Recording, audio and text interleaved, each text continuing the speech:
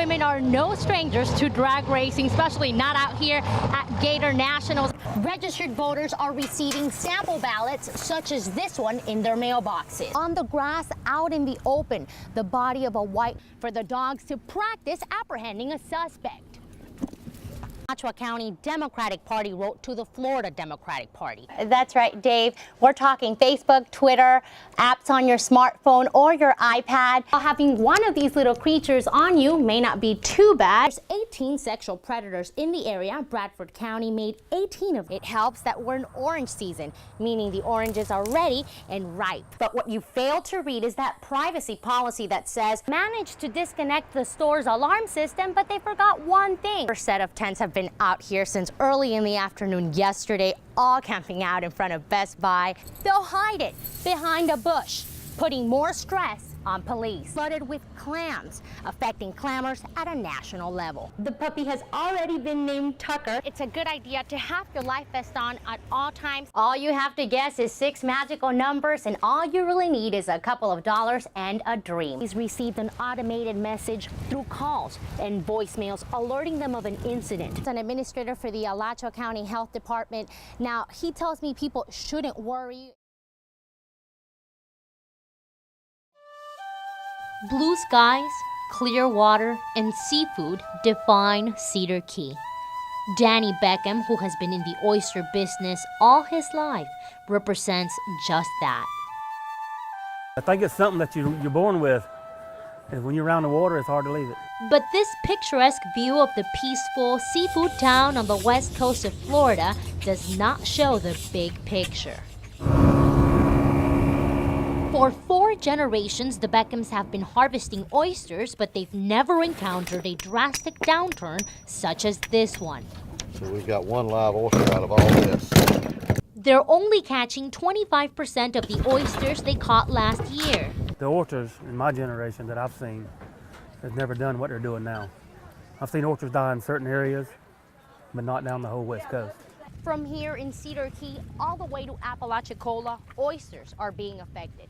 The reason behind it? Well, experts say the high levels of salt in the water and the high temperatures may have something to do with it. We've been in an extended drought period for probably 2 years preceding this summer. And then with Hurricane or Tropical Storm Debbie, we had an extreme amount of rainfall in the coastal areas. Relying on the oysters now is, for the families, is not possible. We keep hoping for help from the state. Whether they will or not, I don't know. But I know we need their help. Now, not all oysters are dead. The Beckhams hope the state will let them move the live oysters from conditionally restricted areas to zones where they can harvest them. We would like to relay from out of those areas, out in these open areas, and let them purify so we can harvest them.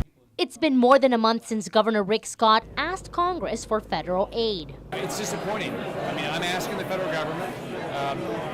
We call them, we've sent them letters, we've asked them for their assistance. They haven't done their job. I don't understand it. But I think that's a legitimate issue. We don't know what's going to happen because of all the politics. The Beckhams remain hopeful for the day Congress or Mother Nature will finally move. I don't know. I won't never let it go. And this is my inheritance. This is what my father and my grandfather left us. Stephanie Bechara, TV 20 News. This is little Aiden. My mommy bought this apple juice $50. He is a 3-year-old boy living in Ocala with his mother. He loves to dance. He loves to play. And like any other toddler, he wants things his way. Look at this book I have. Look at this book I have. But on January 7th, 2013, things changed for both Aiden and his mom. He had another seizure on the floor. He laid on the floor. He completely urinated his pants. He was just staring off into space and shaking and just incoherent. And I knew at that time that there was something totally wrong. Little Aiden was diagnosed with a brain tumor, pilocytic astrocytoma, ultimately causing him to lose his sight. Aiden will probably never get his vision back. Cancer is the leading cause of death by disease among children 1 to 14 years of age in the United States, according to the National Institute of Cancer. If it eventually gets where it's uncontrollable, if it pushes the brain out through the bottom of the skull, then it theoretically could be a fatal outcome. However, Aiden's mom, Tiffany Hinkey, isn't giving up. Right here at Shands Hospital is where Aiden gets his chemotherapy treatment done. The process is a lengthy one, as it takes about 5 to 6 hours for each session to be completed. He goes out and tries to be with other kids, and he can't because he can't see them. He can't play with them. The other kids are scared of him because they don't know what it's like for him. Aiden has a special teacher, UVWX.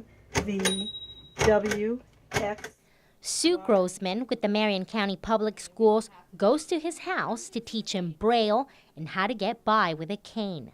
He loves using his cane and chasing after people. Nana, boo boo, Nana. Trying to find the bushes and trying to find the drop-offs on the driveway and things like that. Grossman says Aiden's strong will and his caring family are helping him get better each day. Stephanie Bechara, TV 20 News.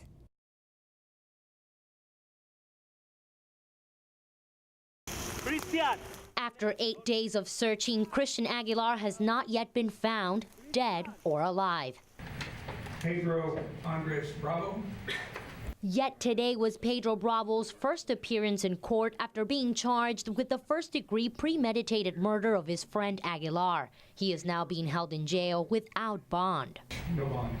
A charge that appears to have been rushed because Bravo was about to pay bond and bail out on his former charge from a few days ago of depriving a victim of medical care. But with new evidence found, his alibi is questionable. Blood was found inside of Bravo's SUV. It is now being tested for DNA by the Florida Department of Law Enforcement. This arrest affidavit also says that Bravo turned off Aguilar's cell phone on Thursday and threw it into a wooded area. He also tells police that he kept Aguilar's backpack in his bedroom closet, which indeed police later found hidden in a suitcase.